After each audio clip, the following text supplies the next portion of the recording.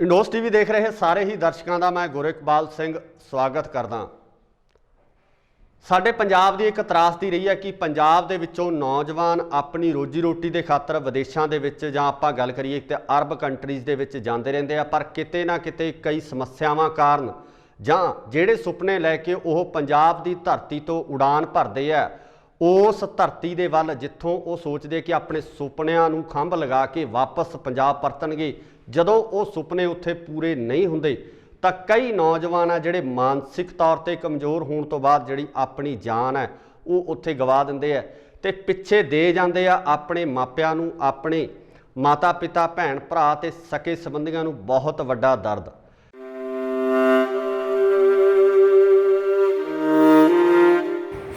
वाहिगुरू जी का खालसा वाहिगुरू जी की फतेह। पिंड सैदपुरा जिला फतेहगढ़ साहब साडा पुत्र मनदीप सिंह मांगड़ पिछले 8 महीनों तो सऊदी अरब रियाद शहर में काम करता सी। उस कंपनी का नाम अल करानी है। 13 जुलाई 2020 में उसकी किसी कारण करके मौत हो गई। अगली उससे असी उसके माता पिता सरकार अगे बेनती करते हैं कि भगवंत मान ते NGO ग्रुपों को बेनती करते हैं कि उसकी डेड बॉडी इंडिया भेजी जाए जल्दी तो जल्दी।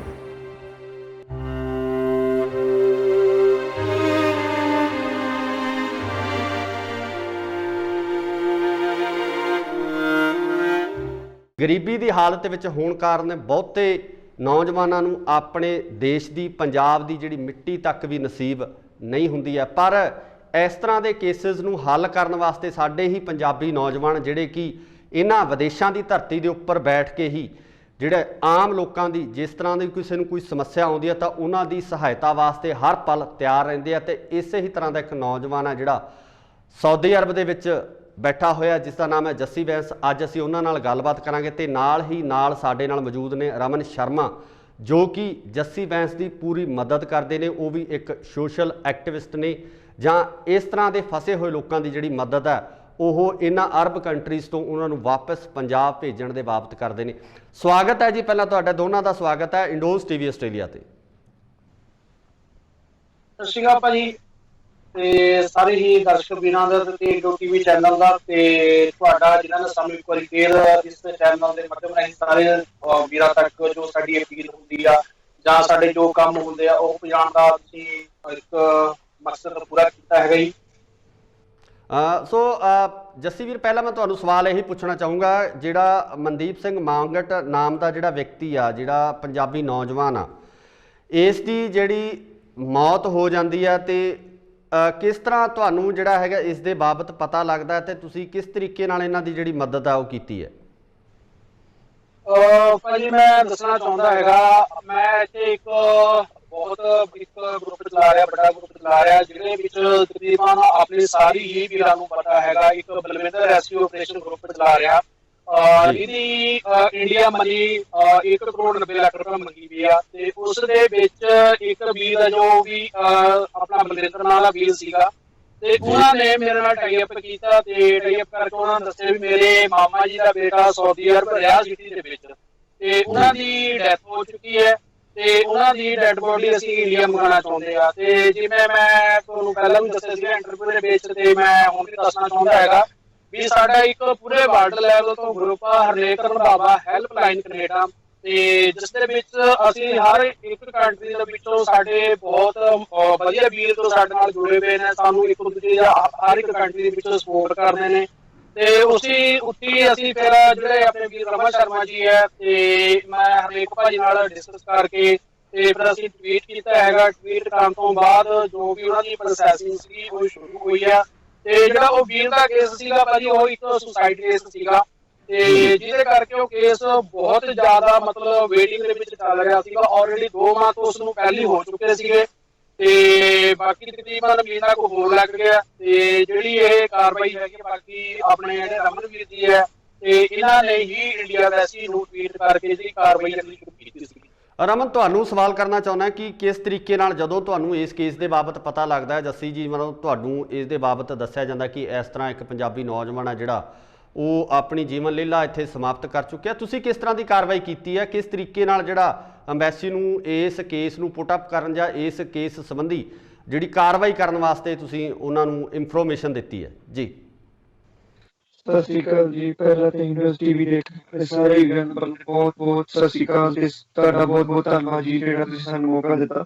ਜੀ ਤੇ ਭਾਜੀ ਇਹਦੇ ਚ ਸਭ ਤੋਂ ਪਹਿਲਾਂ ਪਰਿਵਾਰ ਨਾਲ ਆਪਾਂ ਗੱਲਬਾਤ ਕੀਤੀ ਤੇ ਜੱਸੀ ਭਾਜੀ ਨੇ ਜਿੱਦਾਂ ਹੀ ਸਾਨੂੰ ਸਾਰੀ ਡਿਟੇਲ ਦਿੱਤੀ ਤੇ ਉਸ ਤੋਂ ਬਾਅਦ ਪਰਿਵਾਰ ਤੋਂ ਆਪਾਂ ਉਹਦੇ ਜਿਹੜੇ ਡਾਕੂਮੈਂਟ ਸੀਗੇ, ਪਾਸਪੋਰਟ ਕਾਪੀਜ਼, ਜੋ ਉਹਦੀ ਆਈਡੀ ਕਾਪੀ ਸੀ, ਉਹ ਸਾਰਾ ਕੁਝ ਮੰਗਵਾ ਕੇ ਫਿਰ ਪੂਰੇ ਇੱਕ 1.5 ਮੰਥ ਤੋਂ ਬਾਅਦ ਸਾਨੂੰ ਪਰਿਵਾਰ ਨੇ ਦੱਸਿਆ ਸੀਗਾ ਕਿ ਸਾਡੀ ਕੋਈ ਵੀ ਸੁਣਵਾਈ ਨਹੀਂ ਹੋ ਰਹੀ। ਦੈਨ ਫਿਰ ਉਸ ਤੋਂ ਬਾਅਦ ਮੈਂ ਇੱਕ ਟਵੀਟ ਲਿਖੀ ਤੇ ਸਾਊਦੀ ਐਮਬੈਸੀ ਜਿਹੜੀ ਜੱਦਾ 'ਚ ਹੈਗੀ ਆ ਔਰ ਇੱਕ ਰਿਆਦ 'ਚ ਹੈਗੀ ਆ, ਦੋਨੋਂ ਐਮਬੈਸੀ ਨੂੰ ਆਪਾਂ ਟੈਗ ਕਰਕੇ ਟੈਗ ਕੀਤਾ ਤੇ ਦੈਨ ਸਾਡੇ ਕੋਲ ਤੁਹਾਨੂੰ ਪਤਾ ਗਰੁੱਪ ਮੈਂਬਰਸ ਜ਼ਿਆਦਾ ਨੇ, ਇਸ ਕਰਕੇ ਉਹਨਾਂ ਦਾ ਜਿਹੜਾ ਫਲੋ ਹੈਗਾ ਉਹ ਜ਼ਿਆਦਾ ਆ ਤੇ ਉਹਨਾਂ ਨੇ ਜ਼ਿਆਦਾਤਰ ਰੀਟਵੀਟ ਕੀਤੀ ਸਾਡੇ ਗਰੁੱਪ ਮੈਂਬਰਸ ਨੇ, ਉਹਨਾਂ ਨੂੰ ਥੋੜਾ ਕਿਹਾ ਵਾ ਕਿ ਇਹਨਾਂ ਦੀ ਹੈਲਪ ਕੀਤੀ ਜਾਏ। ਪਰਿਵਾਰ ਦੀ ਇੱਕ ਵੀਡੀਓ ਸੀਗੀ ਤੇ ਜਿਹੜੇ ਉਹਨਾਂ ਦੇ ਪੰਚਾਇਤ ਮੈਂਬਰ ਸੀਗੇ ਉਹਨਾਂ ਨੇ ਇੱਕ ਵੀਡੀਓ ਬਣਾਈ ਹੋਈ ਸੀਗੀ ਤੇ ਰਿਕੁਐਸਟ ਕਰ ਰਹੇ ਸੀਗੇ ਕਿ ਇਹਦੀ ਡੈਡ ਬੋਡੀ ਨੂੰ ਇੰਡੀਆ ਭੇਜਿਆ ਜਾਵੇ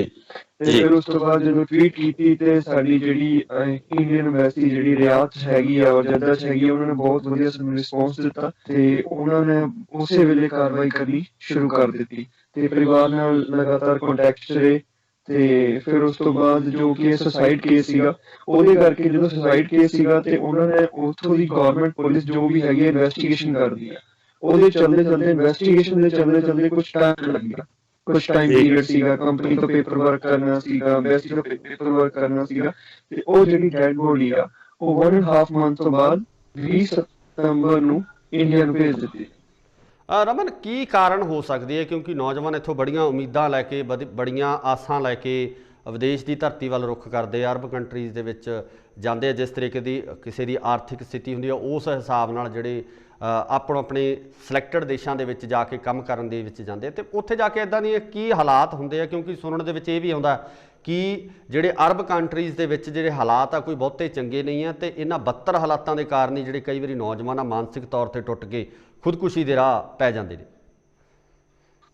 ਭਾਜੀ ਦੇਖੋ ਇਹਦੇ ਚ ਆਪਾਂ ਕੋਈ ਜ਼ਿਆਦਾ ਸੱਚਾਈ ਦੇਖੋ ਆ ਵਾ ਕਿ ਕੁਝ ਕੰਪਨੀਆਂ ਤੇ ਬਹੁਤ ਵਧੀਆ ਨੇ, ਕੁਝ ਵੀਰਾਂ ਨੂੰ ਕੁਝ ਇਨਫੋਰਮੇਸ਼ਨ ਨਹੀਂ ਹੁੰਦੀ ਇੰਡੀਆ ਤੋਂ ਤੇ ਉਹ ਕੰਪਨੀਆਂ ਕਹਿ ਲਓ ਕਿ ਜਿੱਦਾਂ ਹੁਣ ਇੰਡੀਆ 'ਚ ਵੀ ਛੋਟੇ ਛੋਟੇ ਕਾਰੋਬਾਰ ਨੇ ਬਟ ਉੱਥੋਂ ਜਾ ਕੇ ਹੁਣ ਉਹ ਉਸ ਕੰਮ 'ਚ ਚਲੇ ਜਾਂਦੇ ਨੇ ਤੇ ਉੱਥੇ ਉਹ ਫੈਸਿਲਿਟੀਜ਼ ਨਹੀਂ ਮਿਲਦੀਆਂ, ਉਹ ਕਾਰੋਬਾਰ ਨਹੀਂ ਮਿਲਦੇ ਤੇ ਫਿਰ ਉਹਦੇ ਕਰਕੇ ਜਿਹੜਾ ਵੀਰ ਹੁੰਦੇ ਆ ਉਹ ਮੈਂਟਲੀ ਵੀ ਡਿਪਰੈਸ਼ਨ 'ਚ ਆ ਜਾਂਦੇ ਆ, ਘਰੋਂ ਵੀ ਪ੍ਰੋਬਲਮਸ ਹੁੰਦੀਆਂ ਨੇ ਤੇ ਇੰਡੀਆ ਤੋਂ ਤਾਂ ਉਹ ਗਏ ਹੀ ਹੁੰਦੇ ਆ, ਫਿਰ ਉੱਥੇ ਜਾ ਕੇ ਹੁਣ ਸਾਊਦੀ 'ਚ ਨਾ ਕੋਈ ਖਾਣਾ ਪ੍ਰੋਵਾਈਡ ਹੁੰਦਾ ਹੈ ਤੇ ਨਾ ਕੋਈ ਚੰਗੀ ਤਰ੍ਹਾਂ ਕੰਮ ਦੀ ਡਿਟੇਲ ਮਿਲੀ ਜਾਂਦੀ ਹੈ, ਇਸ ਕਰਕੇ ਉਹਨਾਂ ਨੂੰ ਫਿਰ ਜਿਹੜਾ ਮੈਂਟਲੀ ਪ੍ਰੈਸ਼ਰ ਹੁੰਦਾ ਉਹ ਜ਼ਿਆਦਾ ਹੋਣ ਕਰਕੇ ਸੁਸਾਈਡ ਕੇਸ ਹੁੰਦੇ। ਸਭ ਤੋਂ ਜਿਹੜੇ ਮੇਨ ਪ੍ਰੋਬਲਮ ਆ ਉਹ ਕੰਮ ਦੀ ਪ੍ਰੋਬਲਮ ਆ।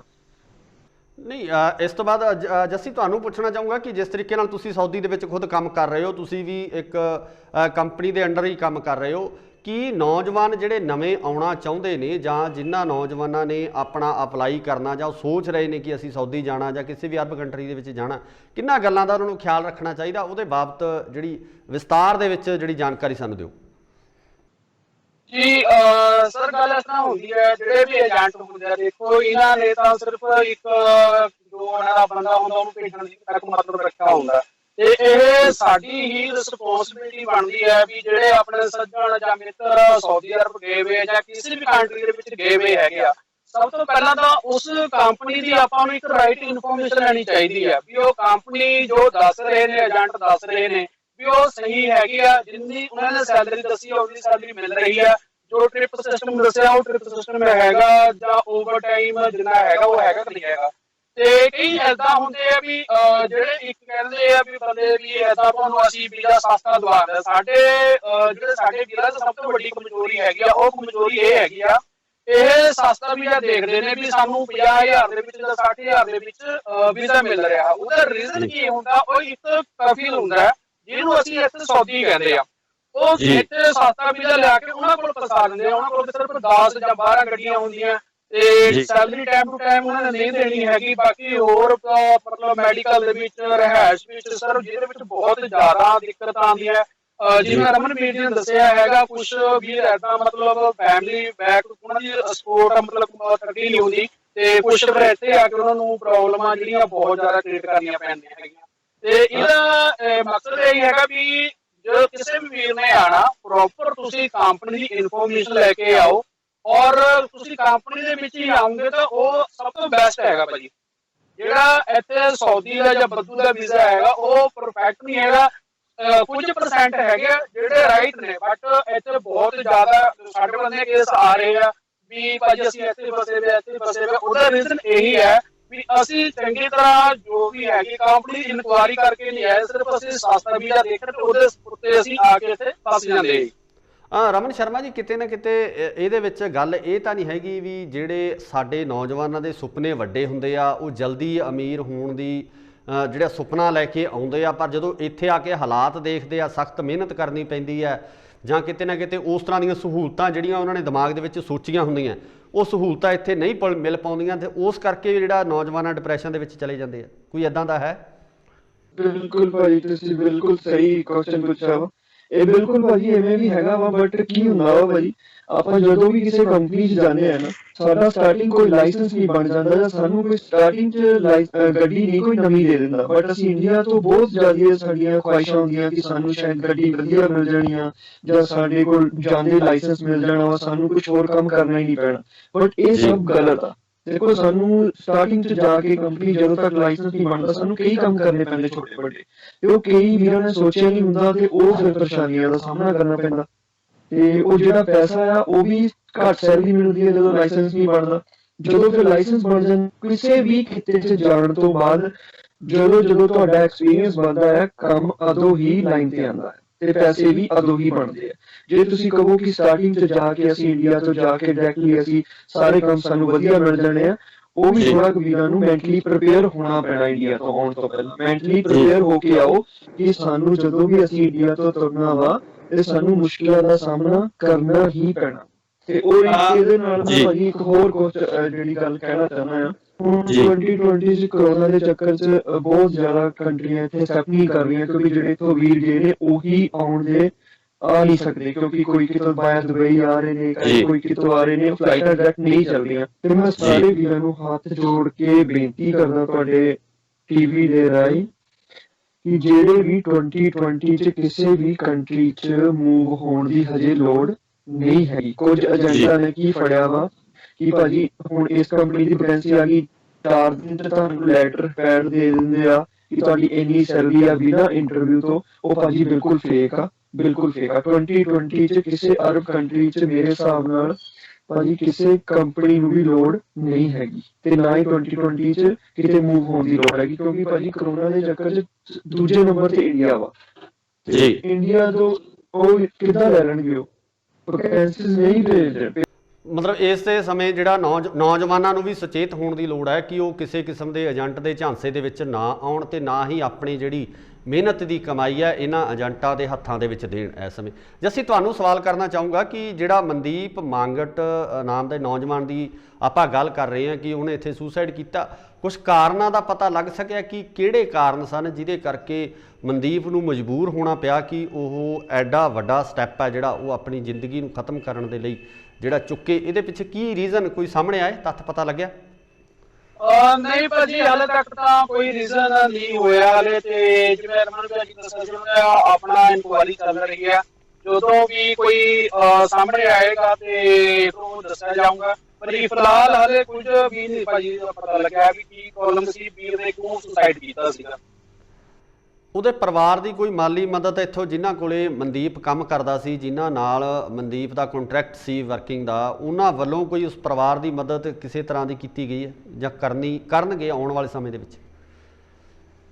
ਹਾਂਜੀ ਭਾਜੀ, ਇਹ ਇਸ ਤਰ੍ਹਾਂ ਹੁੰਦਾ ਹੈ ਜਿਵੇਂ ਮਤਲਬ ਕੋਈ ਜਿਵੇਂ ਇੱਕ ਪਿਛਲਾ ਕੇਸ ਸੀਗਾ ਆਪਣਾ ਗੁਰਦਾਸਪੁਰ ਤੋਂ ਸੀਗਾ, ਇੱਕ ਸਿਸਟਰ ਨੇ ਰਿਕੁਐਸਟ ਕੀਤੀ ਸੀ ਆਪਣੇ ਫਾਦਰ ਲਈ, ਤੇ ਜੋ ਵੀ ਉਹਨਾਂ ਦੀ ਬਣਦੀ ਸੈਲਰੀ ਹੋਊਗੀ ਜਾਂ ਉਹਨਾਂ ਨੇ ਸਾਲ 2 ਸਾਲ ਜਿੰਨਾ ਵਰਕ ਕੀਤਾ ਹੁੰਦਾ, ਉਹਦਾ ਜੋ ਫੰਡ ਵਗੈਰਾ ਹੁੰਦਾ ਉਹ ਕੰਪਨੀ ਇੰਡੀਆ ਵੈਸੀ ਨੂੰ ਪੇ ਕਰਦੀ ਹੁੰਦੀ ਹੈ। ਜੇ ਇੰਡੀਆ ਵੈਸੀ ਨੂੰ ਉਹਨਾਂ ਨੇ ਚੈੱਕ ਕਰਨਾ ਹੈਗਾ, ਇੰਡੀਆ ਵੈਸੀ ਹੀ ਅੱਗੇ ਆਪਣਾ ਕਾਨੂੰਨੀ ਕਾਰਵਾਈ ਦੇ ਹਿਸਾਬ ਦੇ ਨਾਲ, ਜਿਵੇਂ ਆਪਣੇ ਉਹਨਾਂ ਦੇ ਡਿਸਟ੍ਰਿਕਟ ਮੁਤਾਬਕ ਤਹਿਸੀਲਦਾਰ ਸਾਹਿਬ ਹੋਣਗੇ, ਉਹਨਾਂ ਦੇ ਕੋਲ ਉਹ ਪੇਮੈਂਟ ਜਾਏਗੀ, ਤੇ ਉਹ ਪੇਮੈਂਟ ਉਹ ਸਾਰੀ ਇਨਕੁਆਇਰੀ ਕਰਨ ਤੋਂ ਬਾਅਦ ਹੀ ਤਹਿਸੀਲਦਾਰ ਸਾਹਿਬ ਉਹਨਾਂ ਦੇ ਪਰਿਵਾਰ ਨੂੰ ਹੈਂਡਓਵਰ ਕਰਨਗੇ।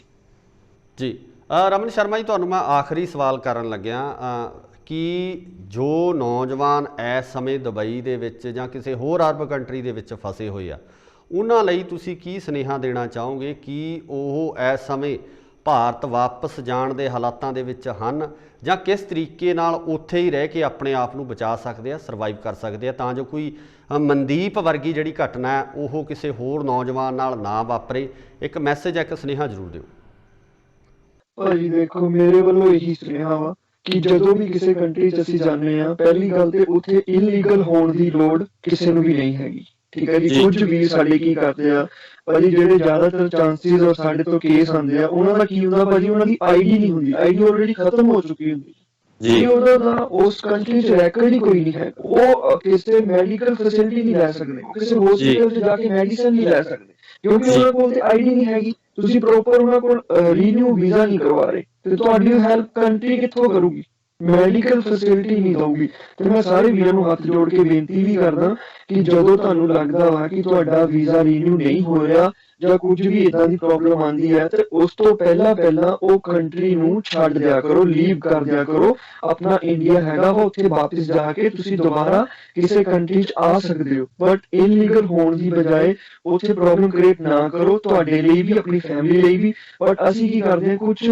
ਵੀਰਾਂ ਨੂੰ ਅਸੀਂ ਦੇਖ ਲੈਂਦੇ ਹਾਂ ਕਿ ਨਹੀਂ ਜੀ, ਇਹ ਤਾਂ 1-2 ਸਾਲ ਤੋਂ ਰਹਿ ਰਹੇ ਨੇ, ਇਹਨੂੰ ਤਾਂ ਪੁਲਿਸ ਨੇ ਚੱਕਿਆ ਨਹੀਂ ਜਾਂ ਪੁਲਿਸ ਨੇ ਕੋਈ ਪ੍ਰੋਬਲਮ ਨਹੀਂ ਕ੍ਰੀਏਟ ਕੀਤੀ, ਤੇ ਅਸੀਂ ਵੀ ਇੱਥੇ 5-10 ਸਾਲ ਰਹਿ ਲੈਂਦੇ ਹਾਂ, ਤੇ ਬਾਅਦ ਵਿੱਚ ਜਦੋਂ ਕੋਈ ਕਾਨੂੰਨ ਆਊਗਾ ਤੇ ਅਸੀਂ ਇੰਡੀਆ ਚੱਲ ਜਾਵਾਂਗੇ। ਪਰ ਉਹਦੇ ਦੌਰਾਨ ਅਗਰ ਭਾਜੀ ਉੱਥੇ ਕੋਈ ਬੰਦਾ ਬਿਮਾਰ ਹੋ ਜਾਂਦਾ, ਕੋਈ ਮੈਡੀਸਨ, ਕੋਈ ਵੀ ਪ੍ਰੋਬਲਮ ਹੋ ਜਾਂਦੀ, ਅਗਰ ਉਹਦੇ ਕੋਲ ਆਈਡੀ ਨਹੀਂ ਹੈਗੀ ਤੇ ਉਹ ਵੀਰ ਹਸਪੀਟਲ 'ਚ ਜਾ ਕੇ ਮੈਡੀਸਨ ਨਹੀਂ ਲੈ ਸਕਦਾ। ਅਗਰ ਉਹਦਾ ਕੋਈ ਵੀ ਉਸ ਕੰਟਰੀ 'ਚ ਹਵੀ ਨਵੀ ਹੋ ਜੇ, ਕੋਈ ਐਕਸੀਡੈਂਟ ਹੋ ਜੇ, ਉਹਨੂੰ ਕੋਈ ਮੈਡੀਕਲ ਫੈਸਿਲਿਟੀ, ਕੋਈ ਇੰਸ਼ੋਰੈਂਸ, ਕੁਝ ਨਹੀਂ ਮਿਲੂਗਾ। ਤੇ ਮੈਂ ਉਹਨਾਂ ਵੀਰਾਂ ਨੂੰ ਰਿਕੁਐਸਟ ਕਰਦਾ ਕਿ ਜਿਨ੍ਹਾਂ ਕੋਲ ਆਈਡੀ ਖਤਮ ਨੇ, ਉਹ ਆਪਣੇ ਇੰਡੀਅਨ ਐਮਬੈਸੀ ਤੋਂ ਉੱਥੇ ਜਾਓ, ਕੋਈ ਨਾ ਕੋਈ ਸੋਲੂਸ਼ਨ ਜ਼ਰੂਰ ਹੁੰਦਾ ਹੈ। ਆਪਣਾ ਜੋ ਫਾਈਨ ਪੇ ਕਰਕੇ ਜਾਂ ਕੁਝ ਵੀ ਕਿਸੇ ਵੀ ਤਰੀਕੇ ਨਾਲ ਆਪਾਂ ਇੰਡੀਆ ਵਾਪਸ ਲੀਗਲ ਤਰੀਕੇ ਨਾਲ ਚੱਲ ਜਾਈਏ, ਔਰ ਦੁਬਾਰਾ ਲੀਗਲ ਤਰੀਕੇ ਨਾਲ ਇੰਡੀਆ ਤੋਂ ਕਿਸੇ ਹੋਰ ਕੰਟਰੀ 'ਚ ਵਾਪਸ ਆ ਜਾਈਏ। ਔਰ ਜਦੋਂ ਵੀ ਇੰਡੀਆ ਤੋਂ ਕਿਸੇ ਵੀ ਕੰਟਰੀ 'ਚ ਜਾਣਾ ਆ,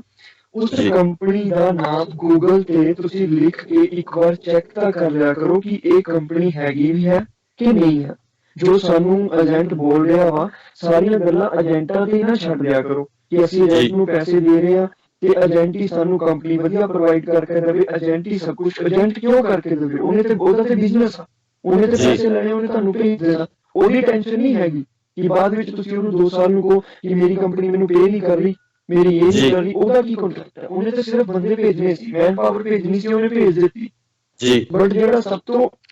ਮੇਨ ਫਰਜ਼ ਆ ਉਹ ਤੁਸੀਂ ਆਪਣਾ ਹੈਗਾ, ਤੁਸੀਂ ਆਪਣੇ ਵੀਰ ਪਰ ਹਰ ਪਿੰਡ 'ਚੋਂ 1-2-4 ਵੀਰ ਸਾਰੀਆਂ ਕੰਟਰੀਆਂ 'ਚ ਬੈਠੇ ਨੇ, ਤੁਸੀਂ ਉਹਨਾਂ ਨੂੰ ਫੋਨ ਕਰਕੇ ਪੁੱਛੋ। ਜਿਵੇਂ ਕਿ ਹਨੇਕ ਭਾਜੀ ਦਾ ਕਹਿਣਾ ਆ ਕਿ ਸਾਡੇ ਪੰਜਾਬੀਆਂ 'ਚ ਇੱਕ ਆਦਤ ਆ ਕਿ ਜਦੋਂ ਵੀ ਅਸੀਂ ਵਿਆਹ ਕਰਨਾ ਹੁੰਦਾ ਤੇ ਜਦੋਂ ਅਸੀਂ ਬਾਹਰ ਜਾਣਾ ਹੁੰਦਾ, ਅਸੀਂ ਕਿਸੇ ਨੂੰ ਸੂਈ ਨਹੀਂ ਲੱਗਣ ਦਿੰਦੇ।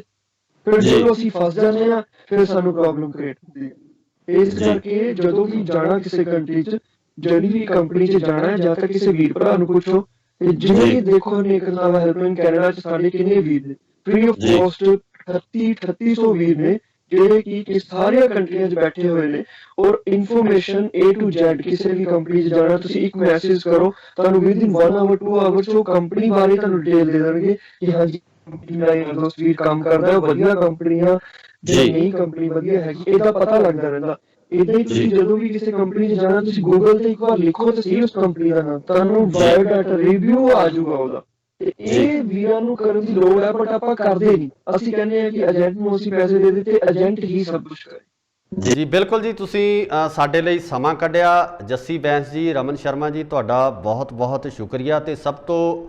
ਵੱਡੀ ਜਿਹੜੀ ਗੱਲ ਹੈ ਕਿ ਤੁਸੀਂ ਮਾਨਵਤਾ ਦੀ ਸੇਵਾ ਲਈ ਕੰਮ ਕਰ ਰਹੇ ਹੋ, ਉਹਨਾਂ ਨੌਜਵਾਨਾਂ ਵਾਸਤੇ ਕੰਮ ਕਰ ਰਹੇ ਹੋ ਜਿਹੜੇ ਕਿ ਵਿਦੇਸ਼ਾਂ ਦੀ ਧਰਤੀ 'ਤੇ ਆ ਕੇ ਇਕੱਲੇ ਰਹਿ ਜਾਂਦੇ ਆ ਜਾਂ ਉਹ ਕਿਸੇ ਨਾ ਕਿਸੇ ਮੁਸੀਬਤ ਦੇ ਵਿੱਚ ਫਸ ਜਾਂਦੇ ਆ। ਤੇ ਨਾਲ ਹੀ ਨਾਲ ਹਰਨੇਕ ਰੰਧਾਵਾ ਹੈਲਪਿੰਗ ਗਰੁੱਪ ਹੈ, ਉਸ ਪੂਰੇ ਗਰੁੱਪ